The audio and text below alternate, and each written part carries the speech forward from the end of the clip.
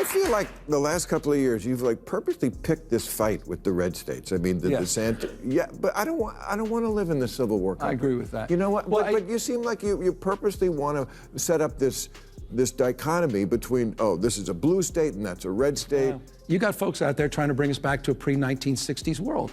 America in reverse, rolling back voting rights, LGBTQ rights, women's rights, not just access to abortion, but contraception. I mean, it's a profound and consequential moment. And you could sit by and say, well, I really want to get along, as these guys are rolling back the clock. Bill Maher didn't hold back during his intense conversation with Gavin Newsom on Real Time with Bill Maher. And honestly, it caught a lot of people by surprise. While Maher has been openly critical of the far left lately, no one expected him to take such direct aim at Newsom.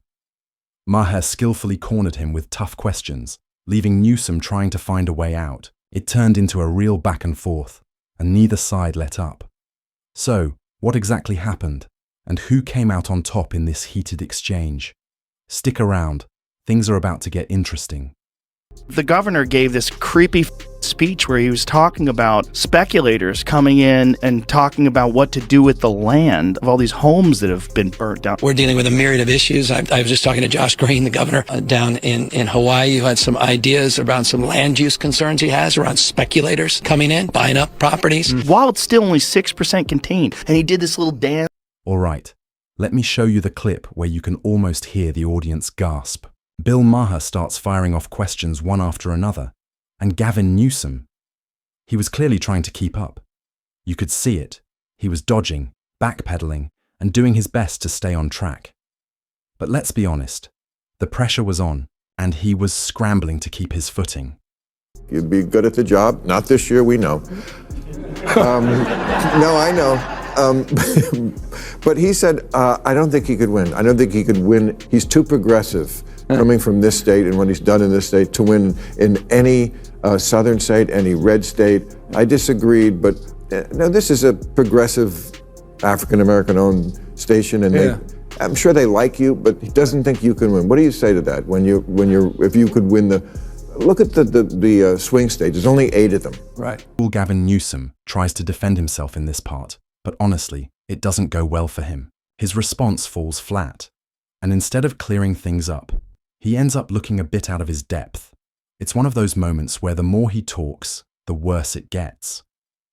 Well, I mean, California is an interesting case study, isn't it? It's the size of 21 state populations combined. Yeah. 2/3 of the state is very deeply red. We don't need to be lectured on rural politics or border issues. I mean, in so many ways, these are familiar issues, and the issues of the heartland of the United States are very much a part and parcel of the work we're doing in this state. But look, I understand this notion that you're from the coast, you don't understand those things. You can't talk the language. You're not able to communicate, and you're not able to actually encourage and find that common ground. No, it's stuff like there's a new law in this. I think we have way too many regulations and laws, as we've talked about. And this one, I think, says if you're a department store with over 500 employees, you have to have a gender-neutral toy department. Yeah. Stuff like that. Yeah, I get it. So do you think that's silly? Do you think that's a silly thing that we too much government there? If you were really listening, you probably caught that moment when the audience gasped. Right when Bill Maher brought up that controversial state law, no one expected him to go there, and you could see it on Gavin Newsom's face. He was clearly caught off guard, even hesitating a bit as he searched for an answer. Maher had him pinned. It was tense. But like any seasoned politician, Gavin spotted a way out and took it fast. Let's check out how he responded, and then I'll break down what I think it really means. Look, that's an interesting one because the department stores came to us supporting that, and they were the ones making a case for that.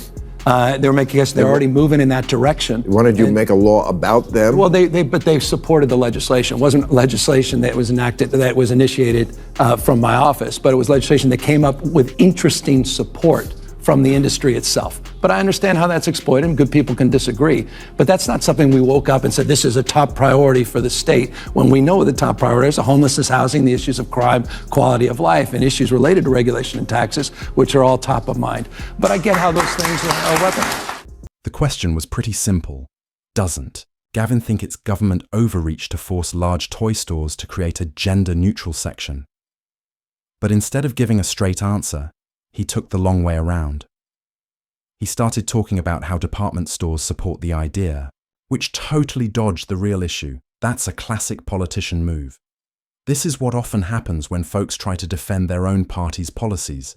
They dance around the question and hope no one notices the holes. But Bill Maher wasn't letting that slide. Watch how he begins, with a little praise, just before pressing even harder. All right, so one, I got you here, because I live here and I'm not going anywhere. So I just want to make this a better state like everybody Amen. else. And good job this year making it rain. You're welcome. That was my legislative priority. Bill throws out a quick compliment, but you can tell it makes Gavin uncomfortable. He shifts in his seat like he knows what's coming. And he's right.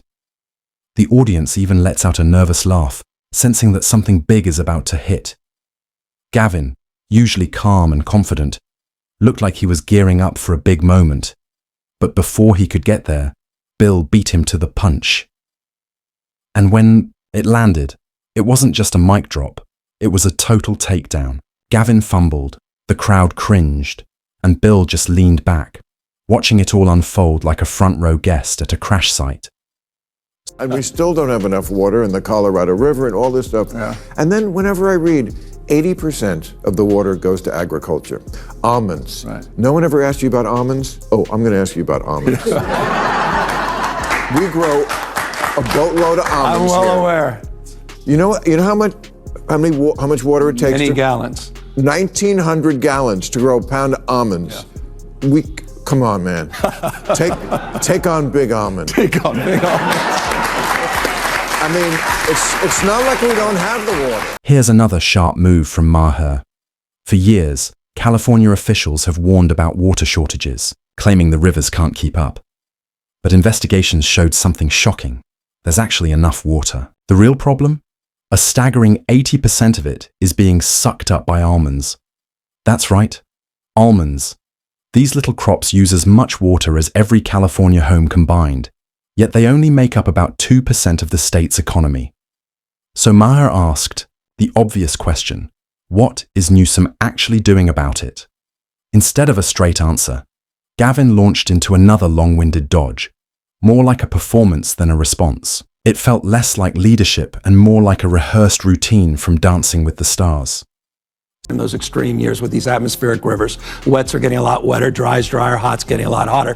And so we've got to modernize our conveyance system. We've got to modernize our storage, not just above ground, but below ground. And so that's a big part of our focus and frame, including desalinization plants. We have 20 projects just on desal that we're working on today. So we put out a detailed water strategy that includes, by the way, getting that Delta Conveyance project back up and operational, and includes the first above ground off stream storage facility in half a century in the state, which, by the way, is being aided by a regulatory package I pushed forward to reduce red tape in the state of California and address the permitting quagmires that you rightfully pointed out. Did you follow that word salad?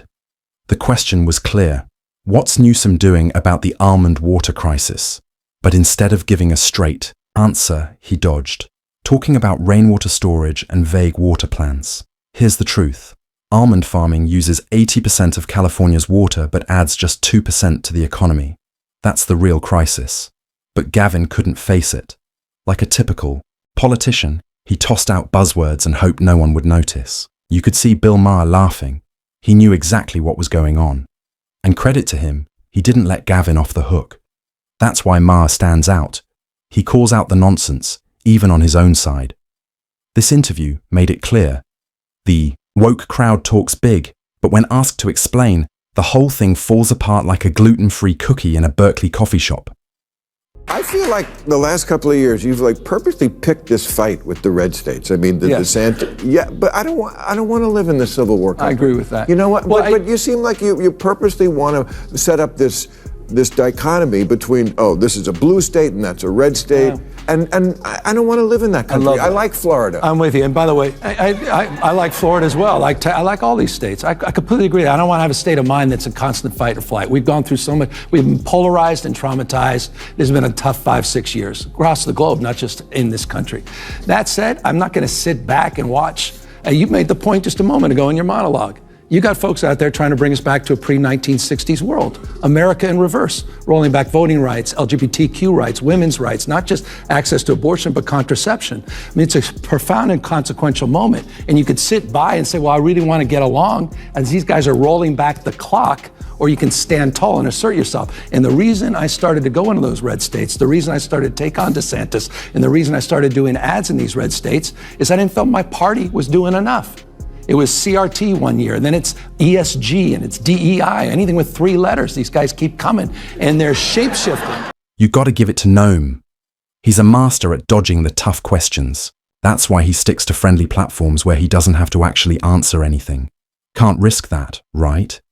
Bill Maher's sarcastic jab says it all. He probably sees Gavin as just another polished charlatan, all style, no substance. Or maybe the kind of guy who can talk forever without really saying anything, spinning nonsense until he starts believing it himself.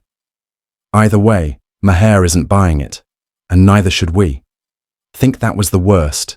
Just wait until you hear what Noam says next. The governor gave this creepy speech where he was talking about speculators coming in and talking about what to do with the land of all these homes that have been burnt down. We're dealing with a myriad of issues. I was just talking to Josh Green, the governor down in Hawaii, who had some ideas around some land use concerns he has around speculators coming in, buying up properties. While it's still only 6% contained. And he did this little dance like, I've been talking with the governor of Hawaii about what to do. We've got some ideas. A speculator, we're going to have some meetings. And the like. So we're already working with our legal teams to move those things forward, and we'll be presenting those in a matter of days, not just weeks. It's so creepy. And here we go again. Another woke sermon straight from the playbook of progressive nonsense. Noam somehow managed to sum up everything wrong with woke culture in just 1 minute. Impressive, right? He even called anyone resisting this ideology shapeshifters, accusing them of dragging America back to the 1960s. Because, in woke world, questioning their agenda means you're a time-traveling bigot. These are the same people pushing to put biological men in women's sports, forcing shared bathrooms, and gaslighting anyone who raises an eyebrow. And if that wasn't enough, they're aggressively pushing race over merit in schools and jobs, as if skills and qualifications are outdated concepts now. Don't even get me started on their wildest crusade, pushing kids into gender transitions. They're telling children who can't even decide what to eat for lunch that they're mature enough for irreversible medical decisions. Parents who object, labeled intolerant or worse, dangerous. This isn't about progress. It's about control. And Noam, just like the rest of the woke elite, is leading the charge. Honestly, I'm not surprised. This is the same guy who claimed speculators were swooping in while California wildfires were only 6% contained. Joe Rogan couldn't even hide his shock when he heard that.